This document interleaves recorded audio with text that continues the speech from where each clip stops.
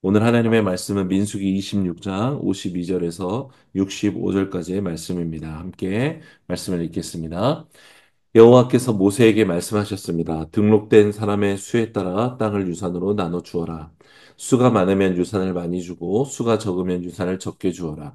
각기 그 등록된 수에 따라 유산을 받을 것이다. 땅은 반드시 제비를 뽑아서 나눠 줘야 한다. 또한 각자 그 조상의 지파의 이름을 따라서 유산을 받아야 한다. 수가 많든 적든 간에 각자 제비를 뽑아서 유산을 받아야 한다. 등록된 레위 사람은 가족별로 게르손에게서 난 게르손 가족과 고아덱에서 난 고아 자손과 무라리에게서 난 무라리 가족이 있었습니다. 레이 가족은 림니 가족과 헤브론 가족과 말리 가족과 무시 가족과 고라 가족이 있었습니다. 이었습니다.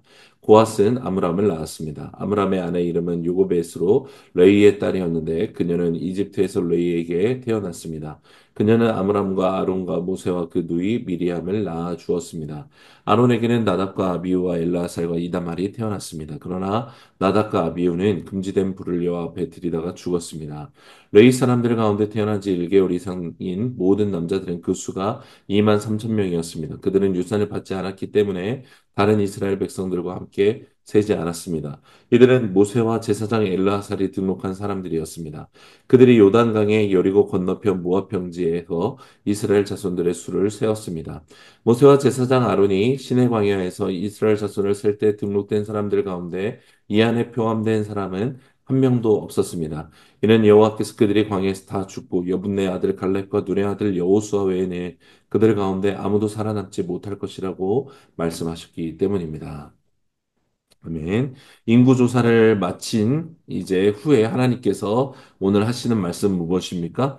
약속의 땅에 들어갔을 때 어떻게 땅을 나눌지 이 땅의 분배 원칙을 가르쳐 주십니다. 어제 말씀과 마찬가지로 반역으로 인해 2만 4천 명이 죽은 이후에 이런 낙심과 절망과 이런 슬픔이 가득한 이스라엘 공동체를 하나님이 언약을 붙드사 여전히 동일하게 신실하게 인도하고 계시는 것을 알 수 있습니다.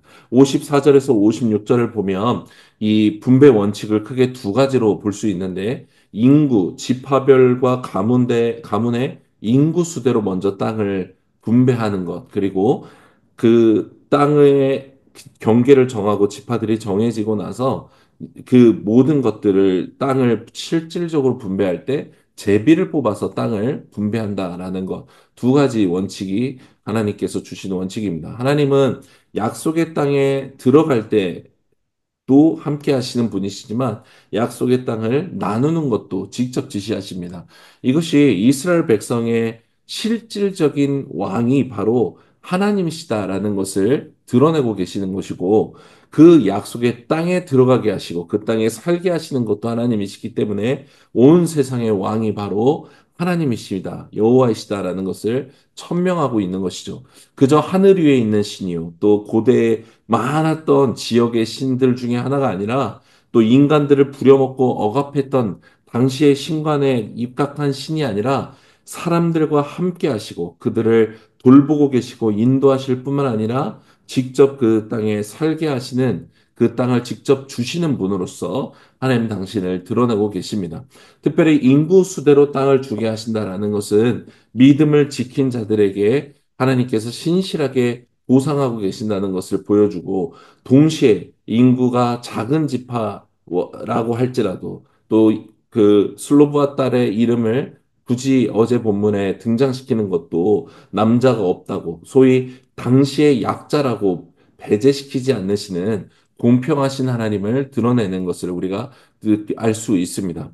또 독특한 하나님이 정하신 분배 방식이 제비뽑기입니다. 제비뽑기는 잠언 16장 33절 말씀 그대로 사람이 제비를 뽑지만 모든 일을 작정하는 것은 여호와께 있다라고 말씀했는데 이 말씀 그대로 이 제비 뽑기라는 수단을 통해 이 결과에 대해서 모든 것을 하나님께 맡기고 하나님을 믿는 믿음으로 감사함으로 살 수 있도록 하는 절대적인 하나님의 명령이라는 것을 알 수 있습니다. 사실 생각해보면 민수기 컨텍스트에서 제비뽑기라는 방법을 주시는 하나님의 방법은 이상한 것은 아닙니다. 여러분 민수기 11장 25절 사이에 25장 사이에 등장하는 이스라엘의 큰 반역 그것들은 음식에 대한 것들, 약속의 땅에 들어가지 않겠다는 것들, 그러면서 약속의 땅에 들어가지 못하게 하신 하나님의 징계를 맛보고 이들이 반응했던 큰 반역의 부분은 무엇이었어요?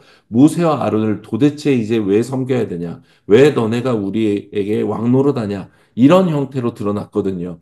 특히 고라의 반역 때 모세와 아론에게 너희가 우리와 같은 레인이고 같은 고아의 후손인데 왜 너희는 더 높고 존귀한 일을 해야 되느냐라고 막 따져 물었습니다. 이때 하나님께서 이들을 징계하시면서 하셨던 말씀이 무엇입니까?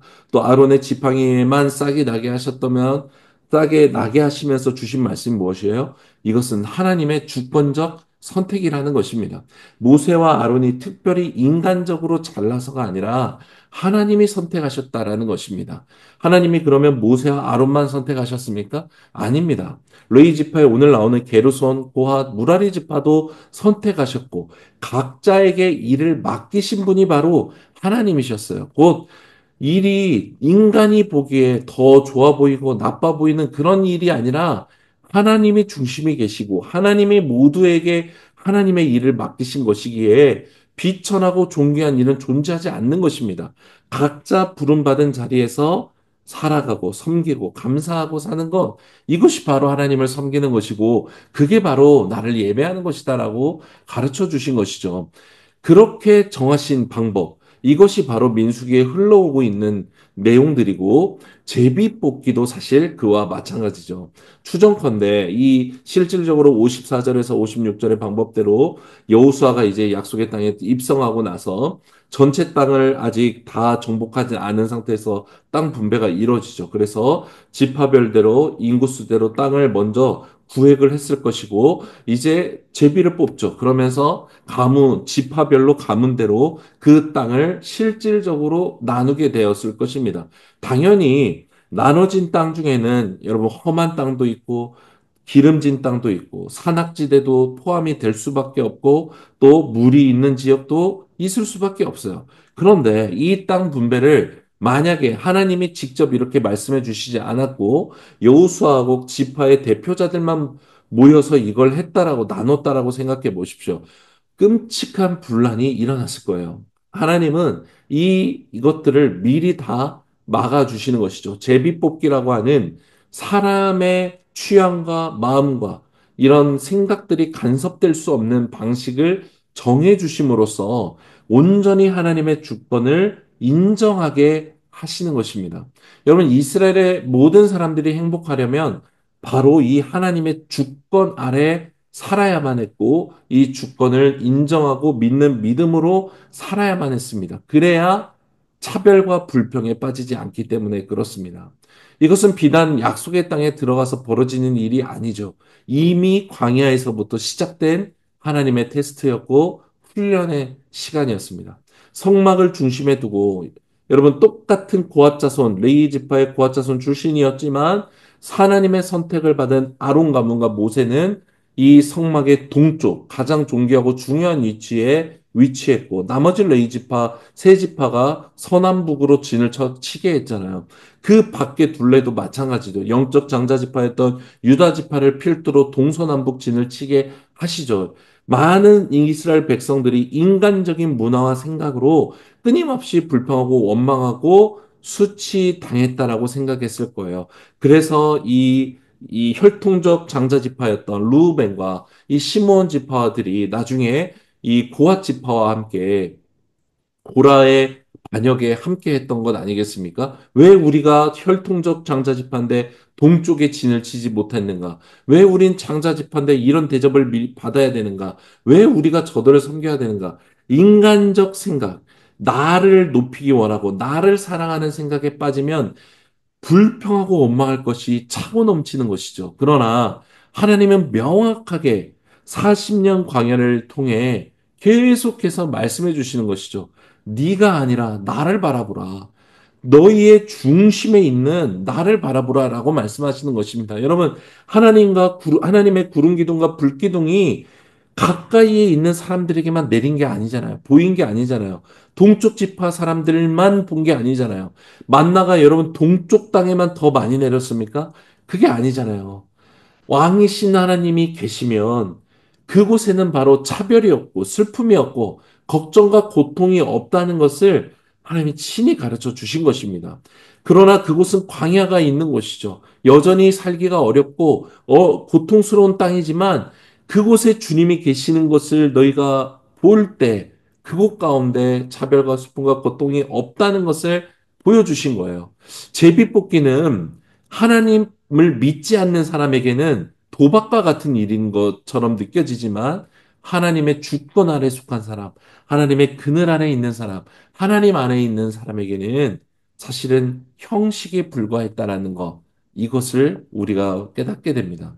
오늘 57절 이후에는 레인의 계수에 대해서 이것 말씀하시고 이렇게 나오는데 이것도 사실 같은 교회에서 우리가 볼 수 있습니다. 레인들의 인구가 우리 62절을 보면 2만 3천 명으로 1차 조사 때보다 약 1,000명 정도가 증가합니다. 그러나 레인을 위한 땅의 약속은 없습니다.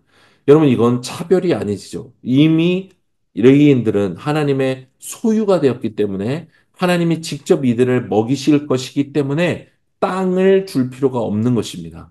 여러분, 그러나 레위인들 중에 왜 우리한테는 안 주냐? 우리는 평생 하나님을 위해서 일해야 되기 때문에 우리의 땅이 없으면 우리가 노후에 어떻게 해야 되냐? 이렇게 따져 묻는다면, 여러분, 그 레위인은 하나님을 섬길 것이 아니라 자기를 섬기면서 사는 일로 자기가 오히려, 이렇게 반역을 일으키는 것과 마찬가지인 것입니다. 하나님은 오히려 이스라엘 지파들로 하여금 레인을 위한 땅과 목초지와 성읍들을 주게 하시고 살아갈 수 있도록 그들의 걱정을 다 이미 챙겨주시는 분이시죠. 하나님 안에 있지 않으면 모든 것이 차별이고 불안하고 불평할 수 있는 것이지만 하나님 안에 있으면 두렵지 않은 것입니다.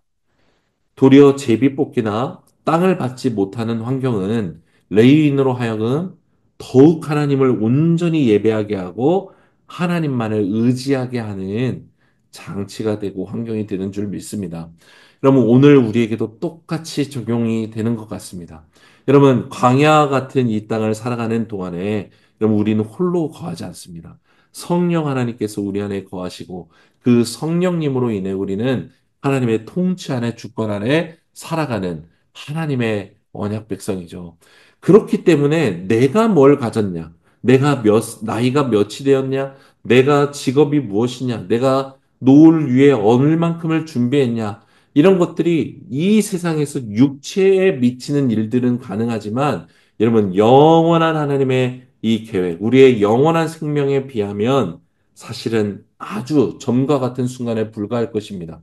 또 이러한 육적 조건들이 실제로 나와 내 가족을 건사할 수 있을 거라고 착각하는 것에 하는 것. 이것이 사탄의 계획이지만 여러분, 우리가 얼마나 가졌다고 해서 그게 정말로 우리의 육체적 삶의 안정과 평안을 보장해 줄 수 있습니까? 그렇지 않습니다. 믿는 자의 중심에 계시는 하나님이 우리를 평안하게 하시고 안전하게 하십니다. 하나님의 약속이 우리를 안전하게 해주시는 것입니다. 하나님께서 우리를 살게 하십니다. 왜냐하면 하나님이 창조하신 분이기 때문에 그렇습니다. 이 모든 것을 창조하셨고 다스리시는 분이시기 때문에 그렇습니다. 이 믿음 때문에 어렵고 힘들지만 두렵지 않을 수 있는 것입니다. 비교 당할 수 없고 억압 당할 수 없는 신분, 주님이 우리 안에 계십니다. 욥의 고난의 끝에 여러분 하나님은 욥에게 고난의 이유를 설명해 주시지 않습니다. 욥기 38장에서 41장까지 끊임없이 하나님이 욥에게 말씀하시는 건 뭐예요? 하나님의 창조를 말씀하세요. 그러면서 네가 그렇게 나에게 실망하여 말하는 것, 내가 하나님이 오히려 불의하다 말하는 것이 합당하냐라고 말씀하실 때 욥은 고난의 이유를 알면 자기의 마음이 풀어줄 줄 알았는데 그게 아닙니다. 전능하신 창조주의 이 임재 앞에 그리고 고난의 시간 동안 이 욥과 하나님이 함께 하셨다는 그 사실 하나로 욥의 모든 상처와 고통이 치유가 됩니다. 여러분 이 하나님이 우리와 함께 하십니다. 그 여호와 하나님은 창조주이십니다. 여호와 하나님이 나의 왕이시고 우리의 왕이실 뿐만 아니라 온 우주 만물을 다스리시는 왕이십니다. 주님 안에 거하면 여러분 그래서 모든 것을 누릴 수 있고 모든 것을 다스릴 수 있습니다. 이 믿음 안에 거하는 우리 모두가 되기를 간절히 소망합니다. 주님이 우리와 함께 하십니다. 이 말씀을 붙들고 우리 함께 기도하기를 원합니다. 하나님 우리에게 찾아와 주시고 우리 안에 거하시는 은혜를 찬양합니다. 주님 안에 거함으로 이 땅에서 살아가겠습니다. 사람을 보고 세상을 보면 우리가 두려움에 빠지고 불안과 탐욕에 빠지게 되는데 이런 것들로부터 떠나가겠습니다. 오직 주님 안에 거하고 주님과 동행하는 인생이 되기를 원합니다. 우리 이 고백을 담아서 함께 주님께 기도하며 나아가도록 하겠습니다.